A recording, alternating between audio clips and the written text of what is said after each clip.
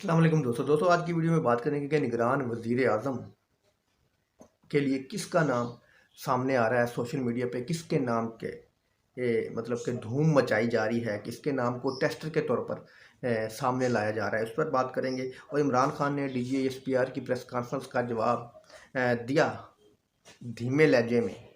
और कुछ दिन के बाद पहले तो इमरान खान साहब प्रेस कॉन्फ्रेंस का जवाब फ़ौरन ही देते थे, और जिस तरह का आगे से रवैया होता था जारहाना, उसी जारहाना मूड में इमरान खान साहब जवाब देते थे। लेकिन अब उन्होंने ज़रा अपना मजाज धीमा रखा, इस पर बात करेंगे। और हामिद मीर साहब के तहलका खेल इंकशाफात इमरान खान के बारे में क्या हैं कि कौन इमरान खान को कत्ल करना चाहता है, उन्होंने सीधा सीधा इल्ज़ाम लगाया, इस पर बात करेंगे। सबसे पहले कि इमरान खान साहब ने प्रेस कॉन्फ्रेंस का जवाब दिया।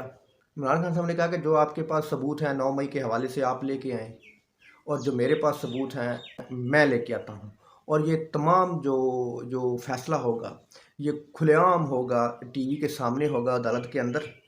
जो भी इसके अंदर कसूरवार होगा उसको सज़ा दी जाए। लेकिन ये ट्रायल जो होगा वो दुनिया के सामने होगा, तमाम सबूत अदालत के आगे मीडिया के सामने रखे जाएंगे ताकि पूरी दुनिया को पता चले कि कौन असल मुजरम है।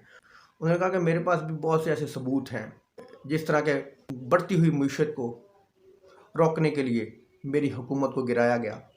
मेरे पास भी सबूत हैं कि 9 मई के हवाले से कौन लोग इंतशार फैला रहे थे, जिन लोगों ने लोगों को उकसाया, कौन लोग हैं जो कि आग लगा रहे थे मुख्तलिफ तनसीबात पर जाकर। उन्होंने कहा कि मेरे पास तमाम फुटेज मौजूद है, मेरे पास तमाम पुख्ता सबूत मौजूद हैं। इमरान खान साहब ने ओपन चैलेंज कर दिया है प्रेस कॉन्फ्रेंस करने वालों को। उन्होंने कहा कि अगर फ्री एंड फेयर ट्रायल हुआ तो PTI सुरखरू होगी और असल मुजरम सामने आएंगे। उन्होंने कहा कि मैं 27 साल मुझे हो गए हैं, हमने कभी भी इंतशार की सियासत नहीं की, और PTI का जो झंडा लगाओ मुहिम है वो कामयाबी से जारी है। बहुत से शहरों में रैलियाँ निकाली गई और PTI का झंडा लहराया गया। अगली खबर यह है कि ये निगरान वज़ीर आज़म कौन? जनूबी पंजाब की एक शख्सियत हैं मखदूम सैयद तनवीरुल हसन गिलानी साहब। इनके बड़े पोस्टर लगे हुए हैं सोशल मीडिया पे, बड़े पोस्टर आ रहे हैं, दाएं बाएं बड़े साहब, फिर छोटे साहब, फिर उससे नीचे एक और छोटे साहब। तो पोस्टर लगाए जा रहे हैं एक टेस्टर के तौर पर। देखा जा रहा है कि आवाम का रिएक्शन क्या आता है, आवाम का रद्द-ए-अमल क्या आता है। तो हो सकता है कि अगले निगरान वज़ीर आज़म यही हों। हामिद मीर साहब ने बड़े तहलका खेज इंकशाफात किए हैं टीवी पर बैठकर। हामिद मीर साहब का कहना था कि हुकूमत चाहती है कि इलेक्शन हो, लेकिन इस्टेब्लिशमेंट नहीं चाहती कि इलेक्शन हो।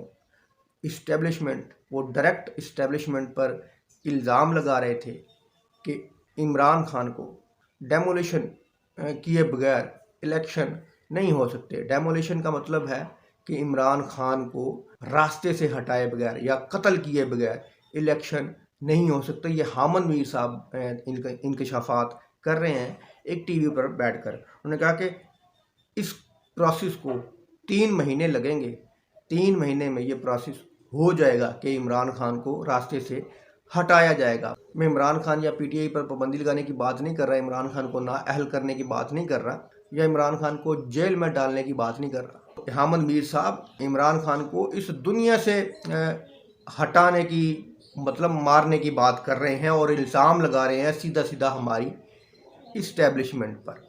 अब देखते हैं कि हामिद मीर साहब जो कि इतना बड़ा इल्ज़ाम लगा रहे हैं उन पर कौन सी कार्रवाई होती है, किस कानून के तहत उनको गिरफ़्तार किया जाता है। जिस तरह के बहुत से सहाफ़ी कुछ डर के भागे हुए हैं, कुछ को सज़ा दे दी गई है, कुछ के सॉफ्टवेयर अपडेट हो चुके हैं। अब हामिद मीर साहब की कब बारी आती है इस चीज़ को देखना पड़ेगा। और इमरान खान साहब ने आखिर में एक बहुत बड़ा बयान दिया। उन्होंने कहा कि जिसने फ़ौज के ख़िलाफ़ बगावत की उसको सज़ा होनी चाहिए। उन्होंने 9 मई के हवाले से भी ये बात की, और जो लोग फ़ौज को आवाम से लड़वाने की बातें कर रहे हैं या फ़ौज में फूट डालने की बातें कर रहे हैं उन तमाम लोगों को सज़ा होनी चाहिए। इमरान खान साहब ने खुलेआम ये अपनी तजवीज़ पेश कर दी है।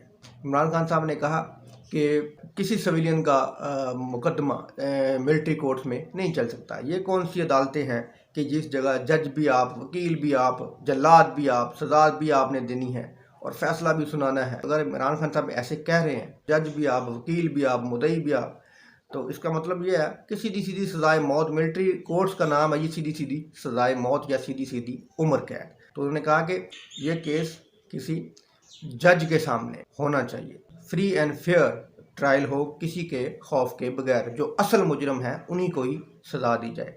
दोस्तों वीडियो अच्छी लगी तो लाइक करना, चैनल को सब्सक्राइब करना। अल्लाह हाफ़िज़।